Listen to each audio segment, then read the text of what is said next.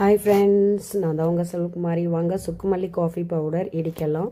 அதுக்கு தேவையான பொருட்கள் இவ்வளோ இருக்கு. 1.5 கப் மல்லி, 1 கப் மிளகு, பனங்கல்கண்டு, பட்டை, 10 கிராம்பு, 1.5 கப் வந்துட்டு மல்லி.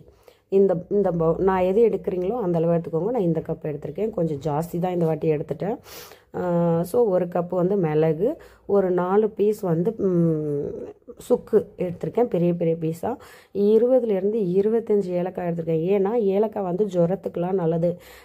ஆன்டி இன்ஃப்ளமெண்டேஷன் ஜாஸ்தி அதில் அதிகமாக.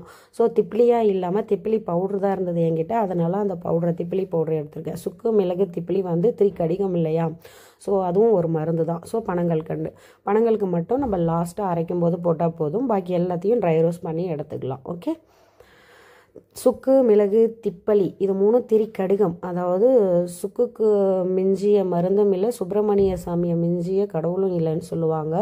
ஸோ மிளகும் அதை மாதிரி தான். மிளகு 4 பாக்கெட்டில் இருந்தால் பகைவன் வீட்லேயும் சாப்பிட்லான்னு சொல்லுவாங்க.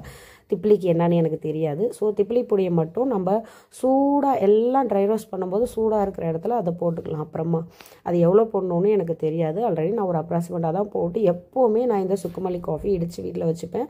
ஸோ எல்லாத்தையும் நல்லா ஹை ஃப்ளேமில் எண்ணெய் சட்டியை வச்சுட்டு சூடானதுக்கப்புறம் லோ ஃப்ளேமில் வச்சுக்கோங்க. ஓகே, இப்போ வந்துட்டு கொட்டியிருக்கேன். லோ ஃப்ளேமில்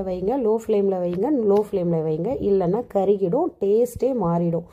எந்த அளவுக்கு லோ ஃப்ளேமில் வச்சு நீங்கள் ட்ரை ரோஸ்ட் பண்ணுறீங்களோ அந்த அளவுக்கு ரொம்ப டேஸ்டியாக இருக்கும். இதை வந்துட்டு நீங்கள் சப்ஸ்கிரைப் பண்ணிவிட்டு சேனலை சப்போர்ட் பண்ணுங்கள், மெம்பர்ஷிப்பில் ஜாயின் பண்ணுங்கள் மக்களே. தொடர்ந்து நான் வீடியோ கண்டினியூஸாக வீடியோவும் ஷார்ட்ஸும் போடுறேன், பாருங்கள், பார்த்துட்டு சப்போர்ட் பண்ணுங்கள். எவ்வளோ ஹெல்த்தியாக தர முடியுமோ அவ்வளோ ஹெல்த்தியாக நான் வீடியோஸ் தரேன். தயவு செஞ்சு பார்த்துட்டு சப்போர்ட் பண்ணுங்கள். இதை எல்லாத்தையும் லோ ஃப்ளேம்லேயே ஒரு 15-20 நிமிஷம் ஆச்சு எனக்கு இதை ட்ரை ரோஸ்ட் பண்ணுறதுக்கு. நல்லா ட்ரை ரோஸ்ட் பண்ணுங்கள். நான் வந்து சீரகம் போட மறந்துட்டேன். எனக்கு சீரகம் ஃப்ளேவர் பிடிக்காது, நிறைய போட மாட்டேன் நான். எனக்கு பிடிக்காது. சுக்குமல்லி காஃபி குடிக்கும்போது சீரகம் வந்து எல்லாத்தையும் டாமினேட் பண்ணுற மாதிரி இருக்கும். அதனால ஜஸ்ட்டு நான் ஒரு 1.5 ஸ்பூன் மட்டும், ஒரு சேரை மட்டும் போட்டேன் கையால். நீங்கள் பார்த்தீங்க தானே. ஸோ இப்போ வந்து நல்லா ட்ரை ரோஸ்ட் ஆகிடுச்சு. இப்போது அரைச்சிட்டு வந்துடலாம். இந்த டைமிங்கில் திப்பிலி பவுட்ரு ஒரு 2 ஸ்பூன் போட்டுக்கலாம். ஏன்னா சூடாக இருக்குது இல்லையா, சுக்கு மிளகு எல்லாம் இந்த வறுத்ததெல்லாம் சூடாக இருக்குது. அதுலேயே இதை போட்டு பெரட்டினோம்னா சூடாகிடும். பவுடர் மாதிரி இருக்கிறதுனால ஈஸியாக அடுப்பை ஆஃப் பண்ணிவிட்டு அந்த வறுத்ததெல்லாம் சூடாக இருக்குதுல்ல, அது மேலேயே போட்டால் இதுவும் சூடாகிடும். ஸோ திப்பிலியும் போட்டுட்டேன், சூடாகிடுச்சு.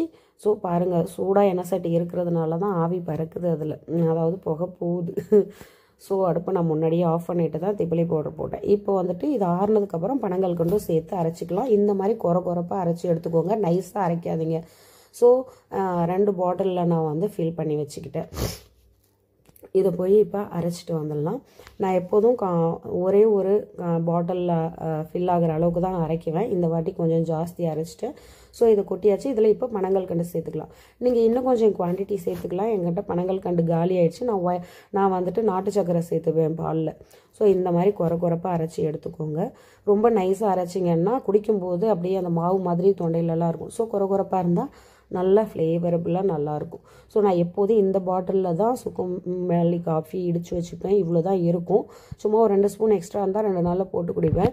இன்றைக்கி கொஞ்சம் ஜாஸ்தி குவான்டிட்டி எடுத்துட்டேன். ஏன்னா சும்மா காலி ஆகிடுது. அதனால் கிளைமேட்டும் சரியில்லை, பசங்களுக்கும் குடிக்கிறாங்க.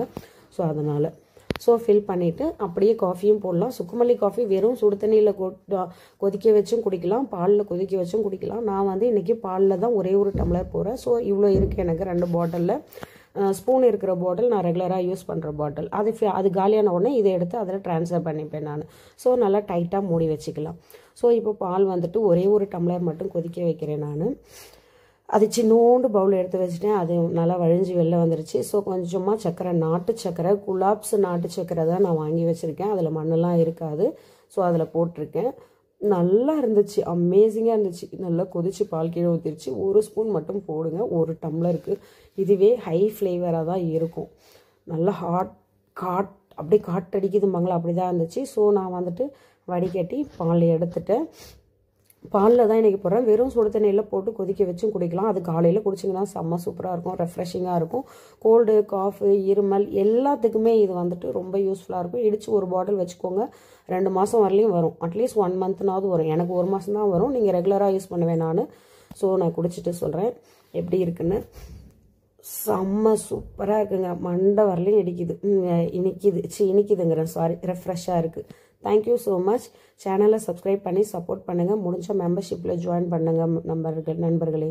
தேங்க்யூ, பாய்.